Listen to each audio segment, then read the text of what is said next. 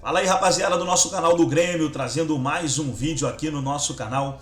E nesse vídeo aí para falar sobre as notícias, as informações do Grêmio no dia de hoje, nessa segunda-feira. Grêmio que jogou ontem pelo Campeonato Brasileiro contra o Botafogo, perdeu por 2-0, mas fez uma boa partida, pessoal. O Grêmio jogou muito bem, criando muitas chances. A diferença é que os gols do Grêmio não foram marcados, né? Em compensação, o Botafogo foi bem nas finalizações, né? Teve a sorte, né? Nos dois gols no segundo tempo, chegou e marcou.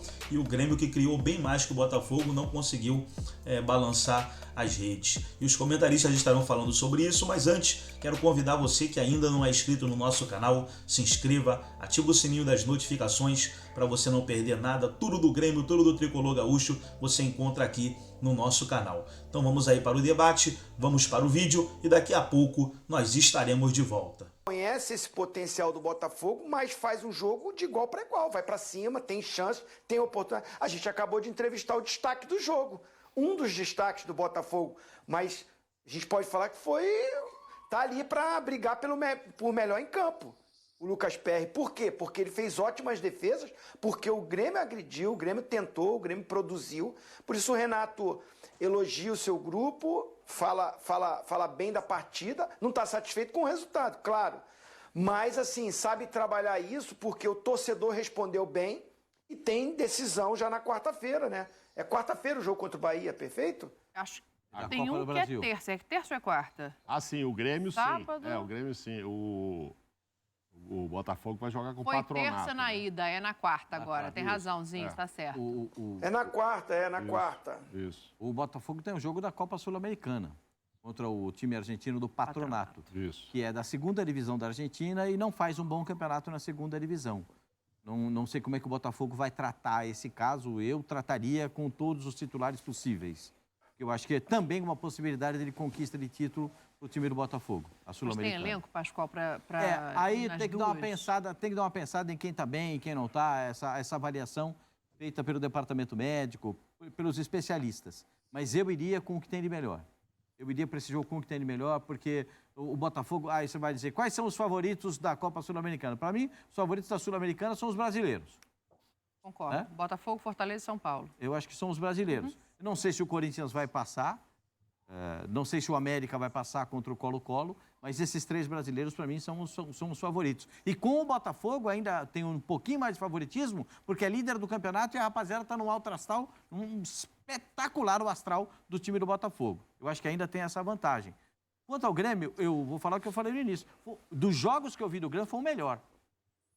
O melhor jogo do Grêmio. Melhor jogo do Grêmio. 3 zagueiros para anular o Tiquinho. O Tiquinho teve que sair da área porque ficava encaixotado no meio dos zagueiros. O Kahneman marcou muito bem. Quando sai o Kahneman para entrar o Cuiabano, aí muda toda a história do jogo. Sim. Porque o Renato saiu para jogar também. Saiu para ganhar. Quando ele sai para ganhar, também abre um espaço. Agora, o volante do Botafogo, aquele que era do Marlon Fluminense, Freitas? o Marlon Freitas, que jogou no Atlético Goianiense. O Marlon Freitas é um absurdo. O que ele está jogando. E outra coisa, ele corre, quando a câmera vai nele, ele está assim, ó.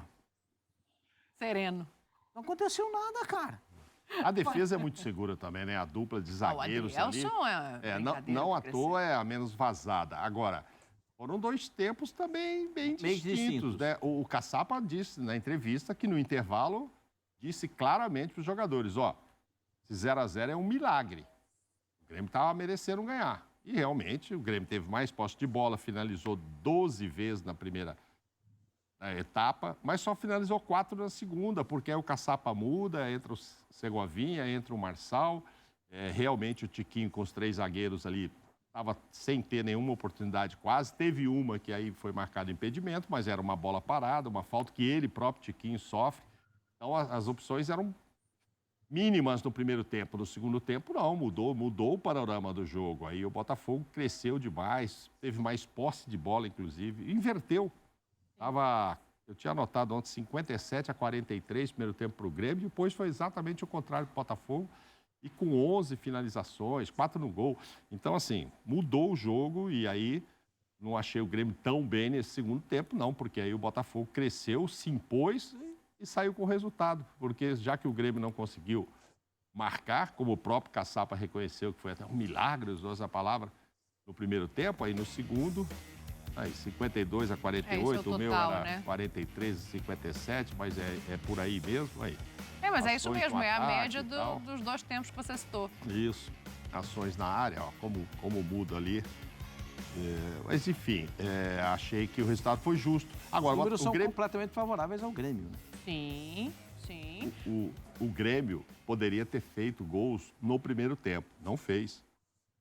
Como a Sapa reconheceu. Puxa, que bom que não fez. Aí ele muda o jogo, vai mais para cima e ele, Botafogo, faz 2 gols. Então passa a ser merecimento. Não sei se foi a melhor partida. O Renato gostou. Então, acho que talvez por isso a declaração do Renato vá nesse sentido, né? Vamos ouvir o Renato para a gente continuar esse debate, porque ele fala justamente sobre como o Grêmio jogou, independentemente do resultado.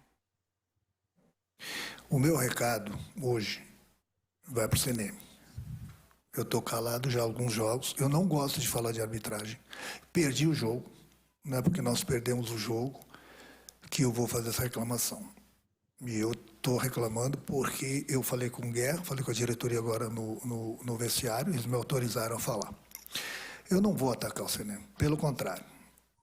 Eu vou fazer com que o CNM, ele tem que fazer. A pergunta que eu quero fazer para o CNM, você está cobrando a arbitragem? Eu quero saber o que se faz com o VAR.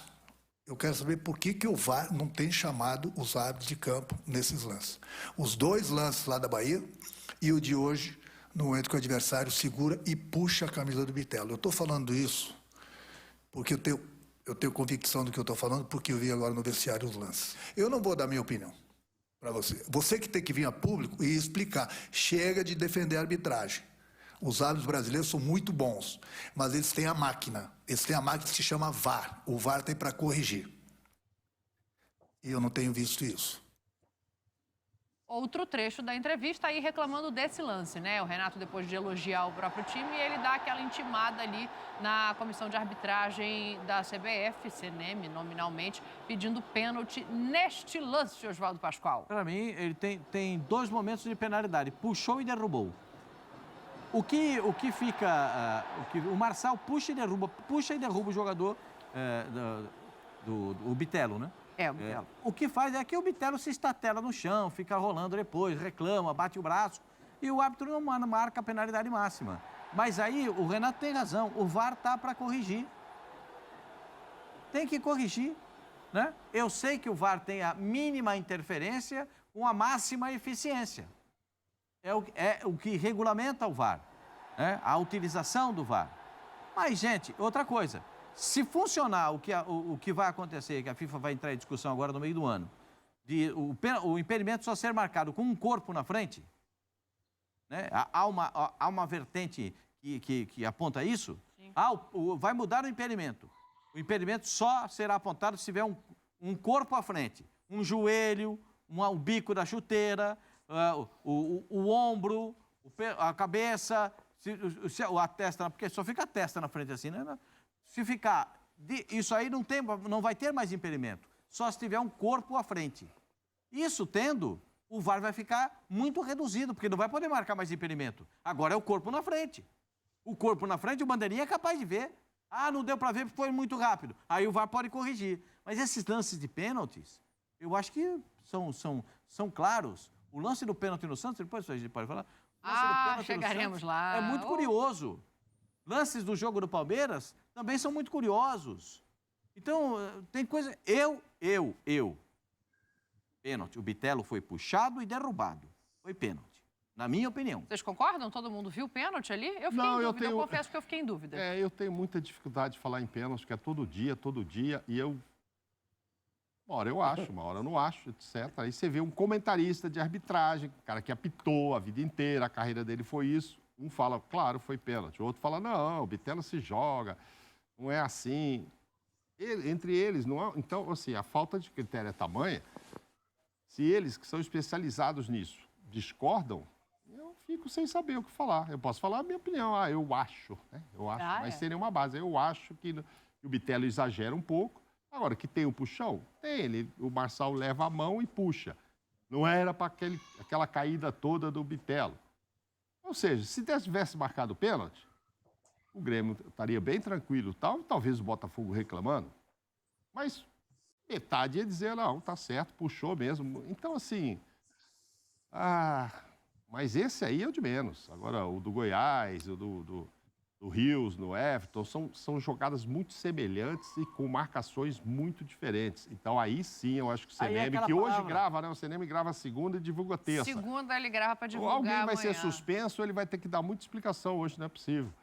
E aquela palavra coerência, onde é que anda? Opa! Não tem, entendeu? Cadezinho? Cadê a coerência do futebol? Cadê critério? Mas o Renato, viu, Zinho? O Renato não citou isso. Eu acho que você viu a entrevista toda, né? Ele enumera 3, 4 e ele também fala do pênalti do Goiás com o Santos. Que não tinha nada a ver. Ele falou, no jogo hoje, 11 da manhã, não sei o quê. Então, este do Goiás com o Santos, Zinho, o CNM vai ter que fazer alguma coisa. Mas assim, é aquela coisa da interpretação que a gente fala aqui toda hora, né?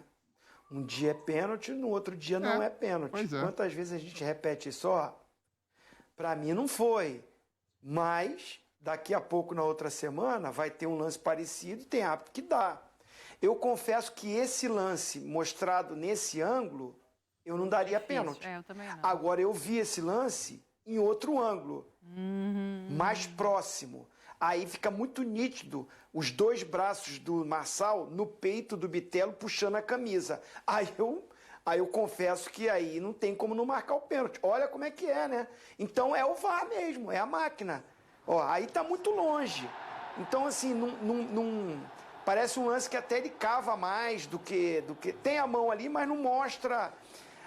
essa mão foi suficiente para tirar ele da jogada. Agora, tem uma outra imagem mais próxima que mostra o puxão na camisa. Então, é isso que o Renato deve ter visto e aí ele reclama do lance. Mas é um lance polêmico. Para muita gente não vai ser. Eu também vou concordar com o Pascoal, daria pênalti. Muito obrigado. Daria Uma pessoa pênalti. estranha. Agora, O Renato publicou, Zinho, na rede social dele, exatamente a hora que tem o puxão. Ele tem a foto, assim, da camisa sendo puxada. Foi puxada mesmo. Foi puxada.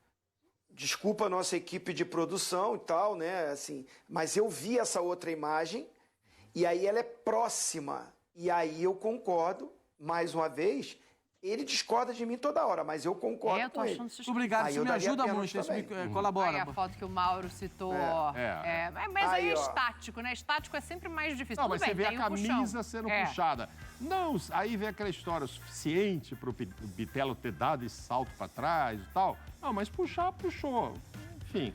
Tem outros lances que eu tenho mais certeza do absurdo, como, por exemplo, o jogo do Santos. Falaremos daqui a pouco. Mas agora, olha como as coisas são interpretativas no futebol. Teve Fluminense e Internacional. Então tá aí, pessoal, foi o debate onde os comentaristas falaram aí, né, sobre a partida entre Grêmio e Botafogo. 2-0 para o Botafogo. Agora é virar a chave, focar na Copa do Brasil. Quarta-feira tem a partida de volta contra o Bahia e o Grêmio precisa vencer para se classificar. Gostou do vídeo? Deixa o seu like, se inscreva no canal, ativa o sininho das notificações. Forte abraço a todos e até o nosso próximo vídeo aqui no nosso canal do Grêmio.